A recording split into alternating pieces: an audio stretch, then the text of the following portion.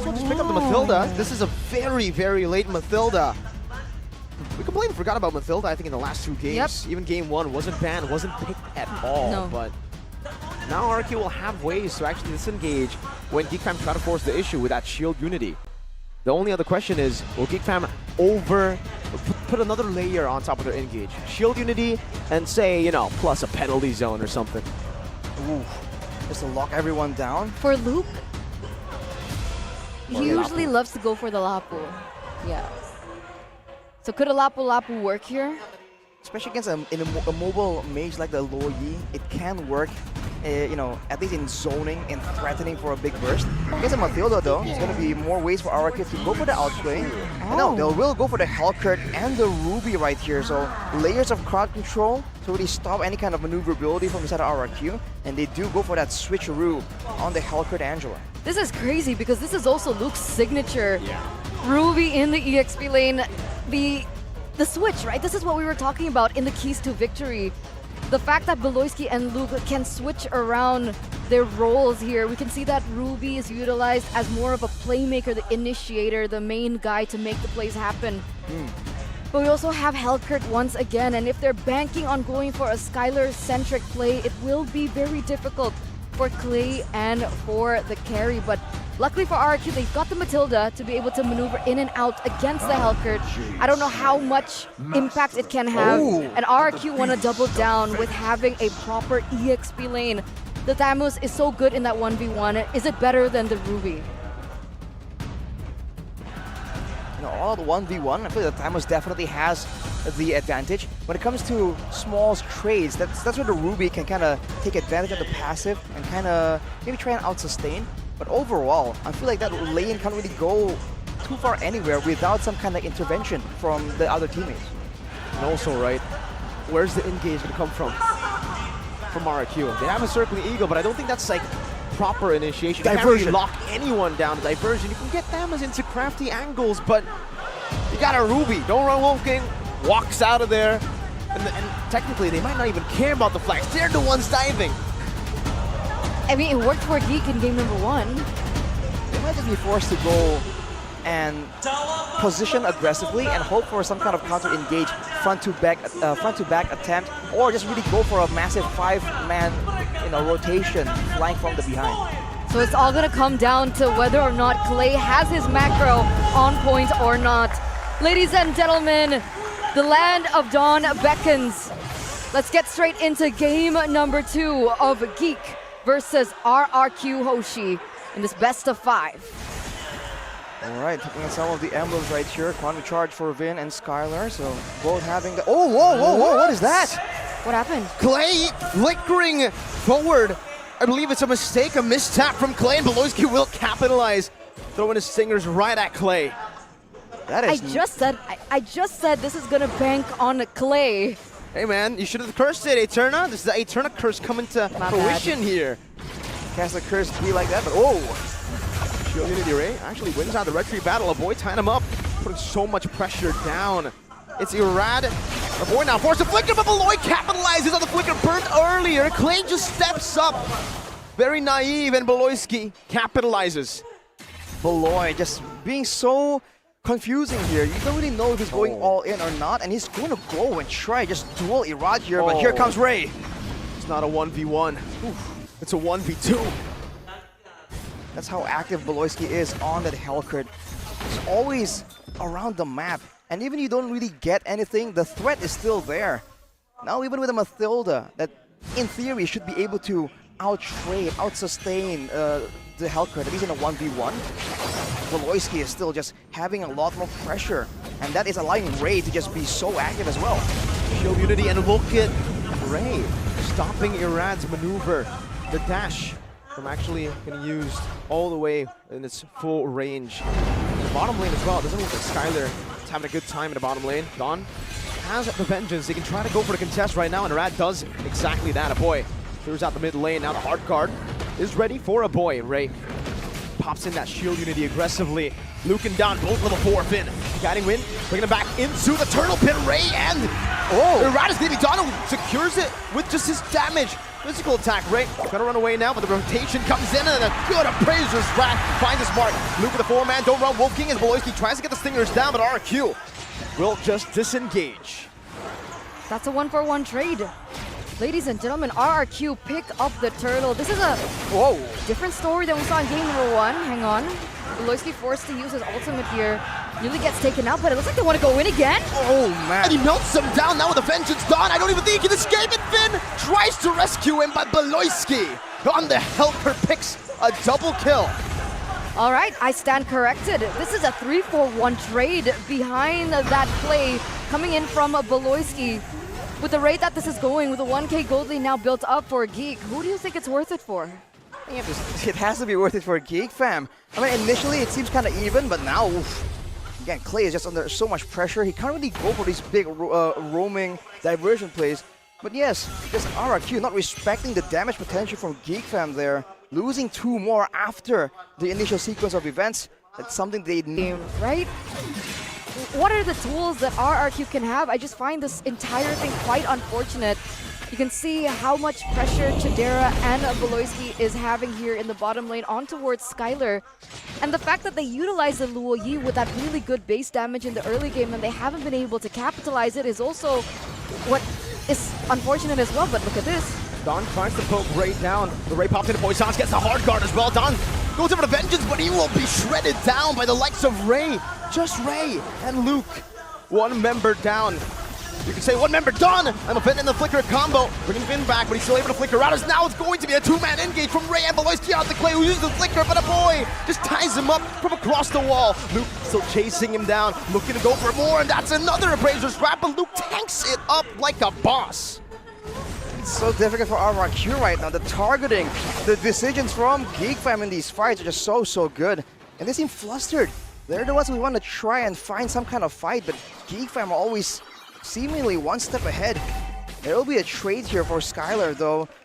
In the grand scheme of things, Skylar has been able to survive, not really being shut down right here. No deaths, no kills either. He went with the firmness and tenacity in the emblems, trying to survive in this lane. And so far, it's working, but you have to wonder how long are RRQ going to try and give Skylar this kind of space. Because if you look at these fights with the rest of Geek fam just converging together, already at a 3K gold deficit, I think RRQ needs to try and change things up quite soon. Looking at the items built right here, Clay is just so far behind, not a single item built. And with Beloyski having the Heptases, this means the squishier members are at even more of a threat. Chidera, though, a desperate attempt in the bottom lane, but Chidera just outplays it with the help of the hard guard. They can't even take him down, not just Yao. Skylar engaged on Clay. Gets the guiding wind to escape, but RRQ, their attempt in the bottom lane has failed. That's just Geek fam, again, rotating and having Chidera survivable enough. And look at Luke. Already tanky enough, right, to just stand strong against multiple members of RRQ. And considering that their winning lane is the Thamus, that should be able to bully and be used as a reliable factor right here. Whoa! And I'm offended straight into the damage. Beloyski will be traded, but they'll be happy with that trade. It's a shutdown to Dawn, however. So RRQ do get a little bit more value. Man, Geek fam just trying to make sure that there's not a single opportunity left for RRQ. And now immediately Irad comes in to try and deny Luke from protecting the turret. Skylar though, being flanked on, doesn't have the flicker. I'm offended with a flicker combo. Now Skylar brought inside of the tier 1 up top. His first death in game number 2. So if they were banking on Skylar as their gameplay now, it looks like Geek are now paying attention to this man. Oh, what? A magic trick straight out of the pocket of Geek fam. Again? Now you see him, now you don't. Don disappears from the land of Don. They're trying to go for the purple buff, but now it's terrified. Ray chasing him down. The taunt comes through, and the circling eagle as well. But look at the zoning from Luke. Finn can only just fly by and take the purple buff, but now they can't even contest for the last turtle of the game. It looked like it was kind of going into favor of RRQ. I think they were planning to use the dispersion combo in from Clay.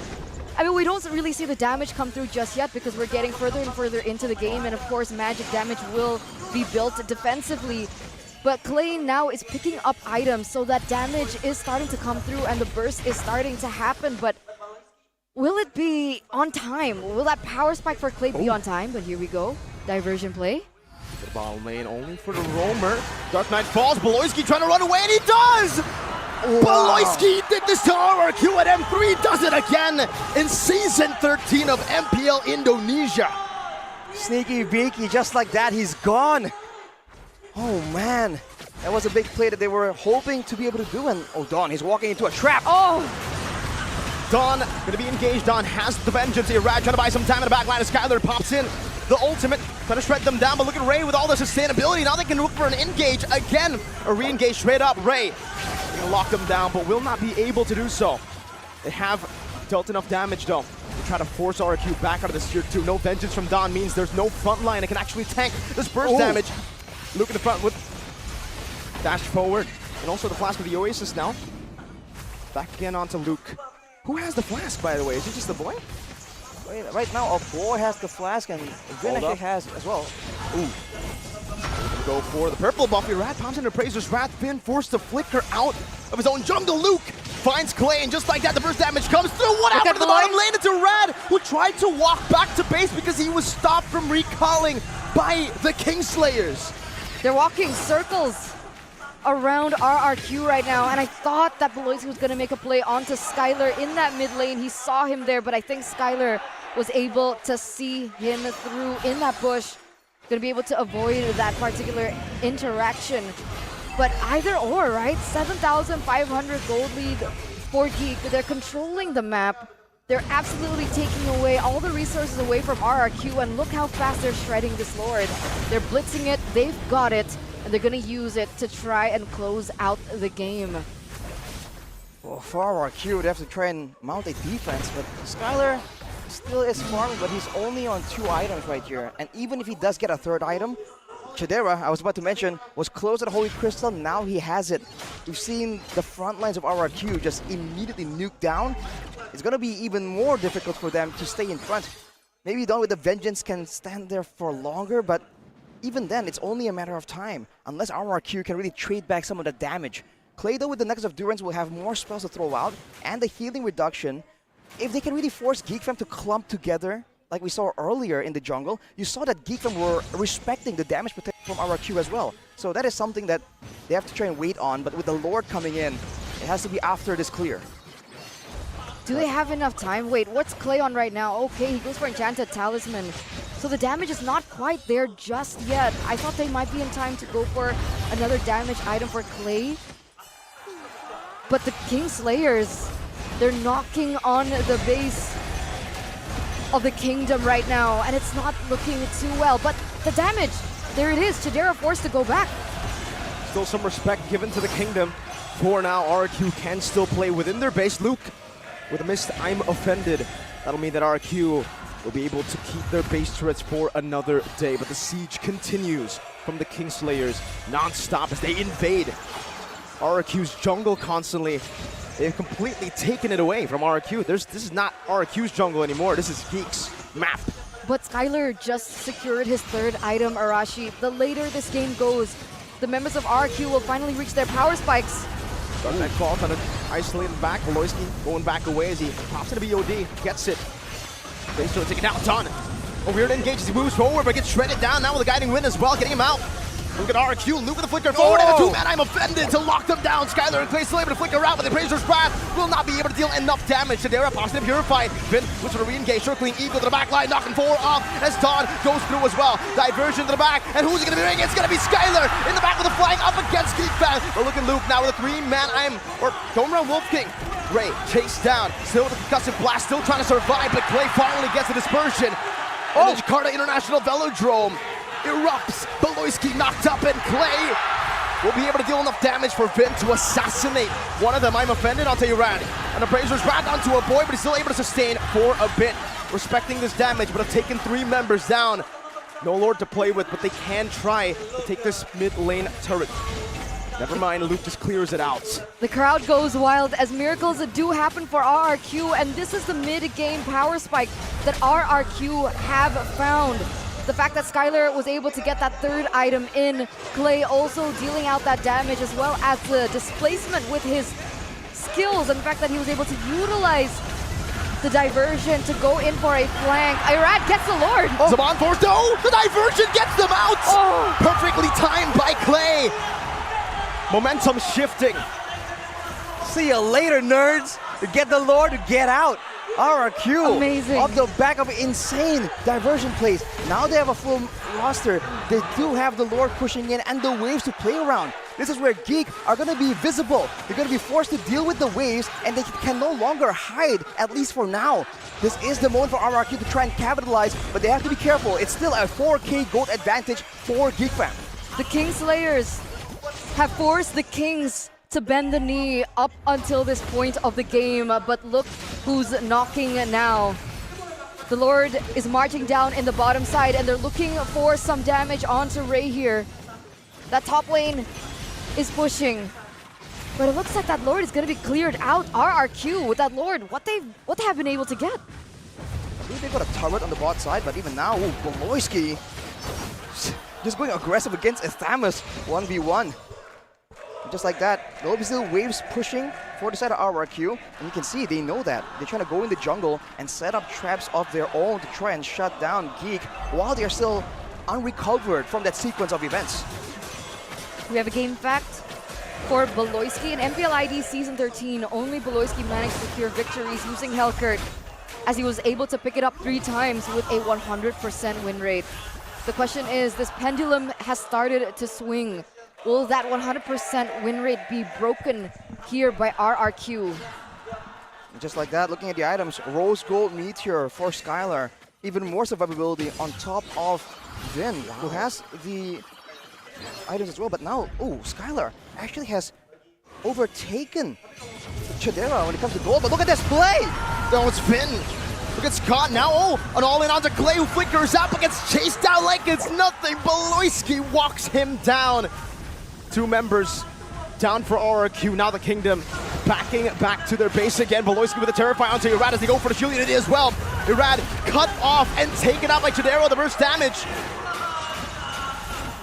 It's not looking good. It's not looking good. If Geek can close us out, we're going to match point. Skylar, caught by the Stingers, able to flicker out in safety. Now Dawn gets eliminated, even with the vengeance and Skylar as well. The Kingslayers. They saved RRQ in the regular season, but it seems in the playoffs, they are one step away from taking them out, from stomping them back to the ground that they lifted them from. We're at match point, ladies and gentlemen. And again, RRQ, the entire Kingdom, they are waving their white flag, looking for anyone to answer the call.